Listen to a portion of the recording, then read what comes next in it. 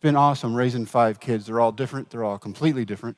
At the age of 10, when the movie came out, President Bush invited my son and I to the White House. He wanted to watch the movie and talk to us. After the movie, the President of the United States, the man who loves baseball, owned a Major League Baseball team, looks down at my 10-year-old son. He goes, "Hunter, are you going to be a ball player like your daddy?" And my son looks up at the president and said, "No, sir, baseball sucks."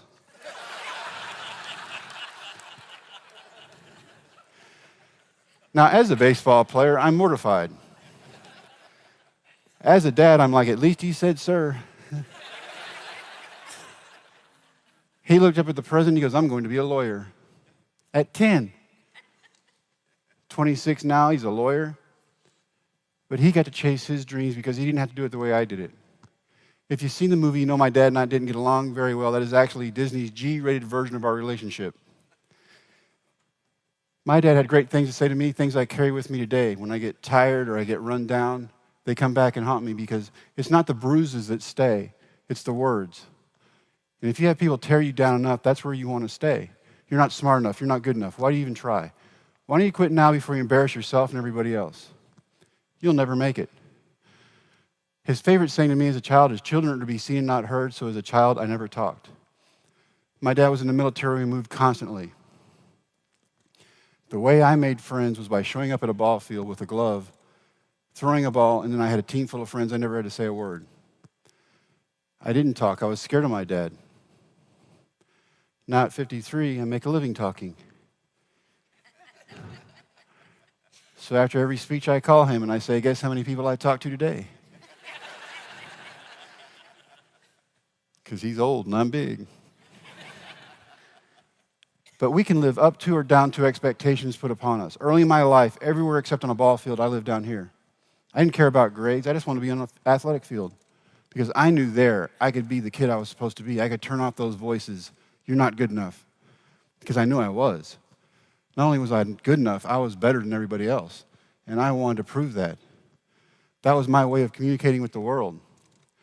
See, my kids never had to do that.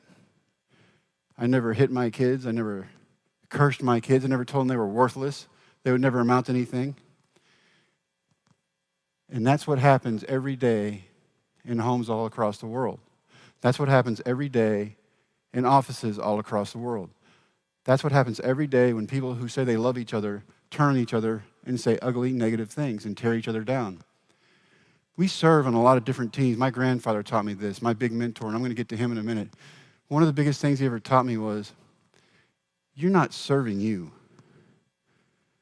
You serve part of this family. You serve your church. You serve the name.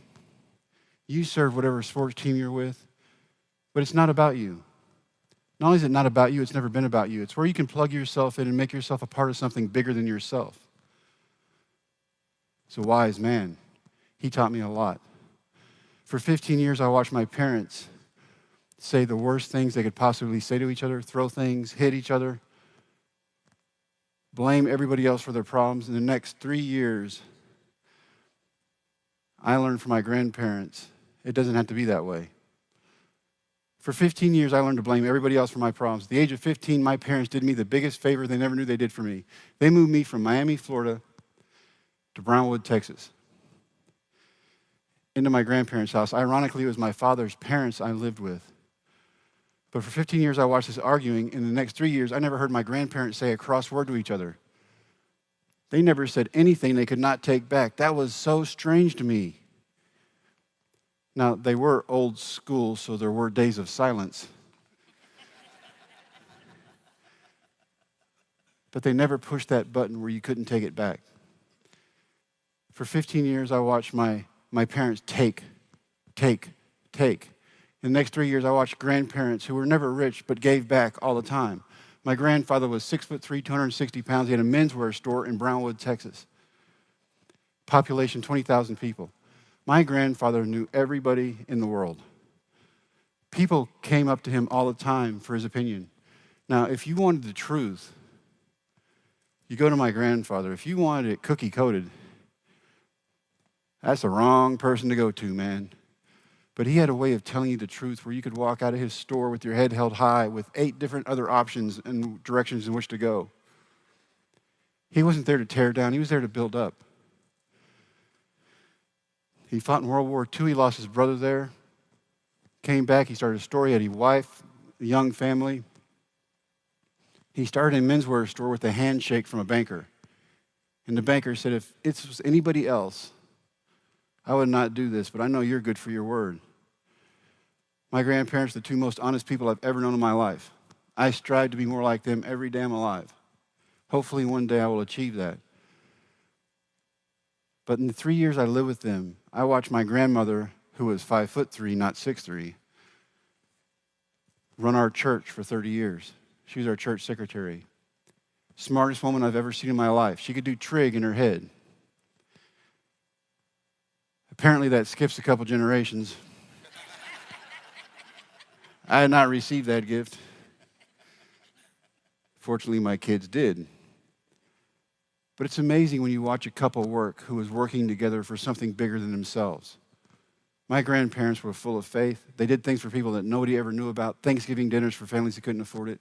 Christmas presents for families with kids that couldn't afford it.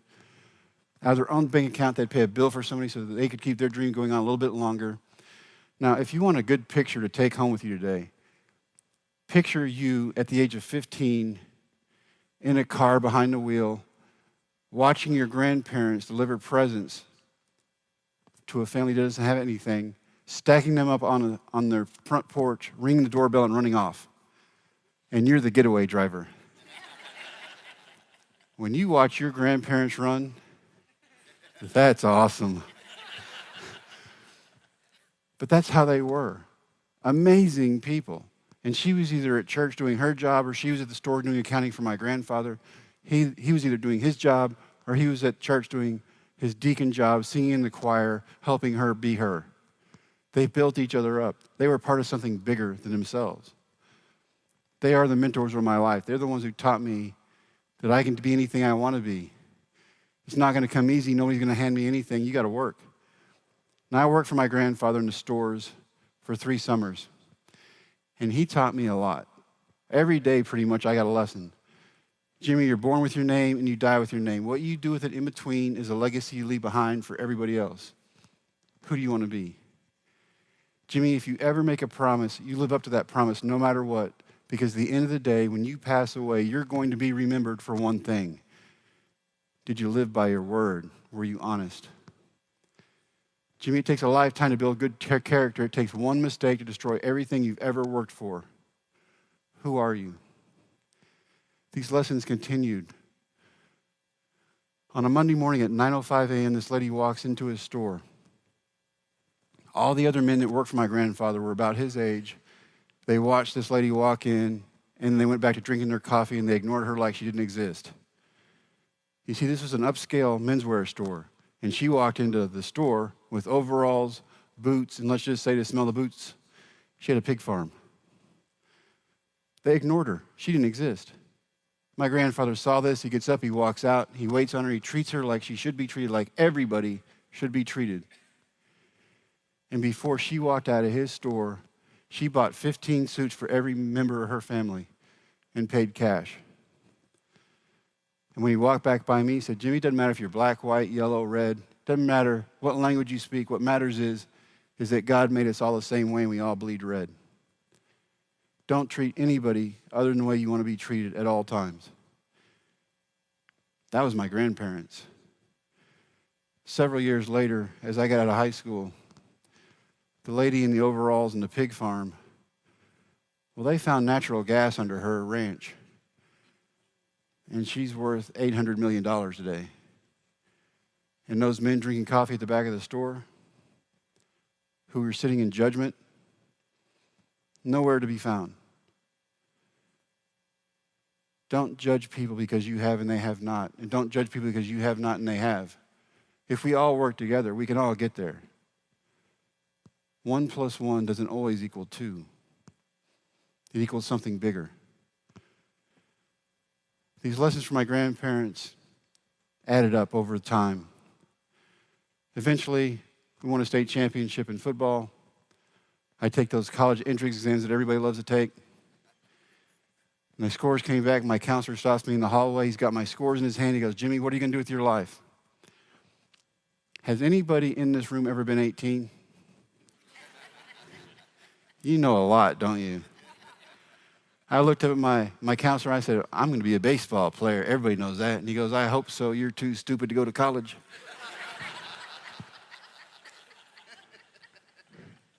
Dude, you're here to help me. Last I heard from him, he no longer worked with kids. He's no longer a counselor. He worked in a movie rental store. And he's renting the movie about my life to other people. Dream killers come in all shapes and forms. The people who want to tear you down. They come in all shapes and forms, and these are the people who want to see you fail. They've either tried to do something in their lives and they failed at it, or they're too afraid to try. These are the people you need to push away from your inner core, your team, or whatever it is you serve. They don't deserve to be on it. It's the dream makers, people like my grandparents, people like that baseball team in Big Lake, Texas, which, for your own information, there is no lake in Big Lake, Texas.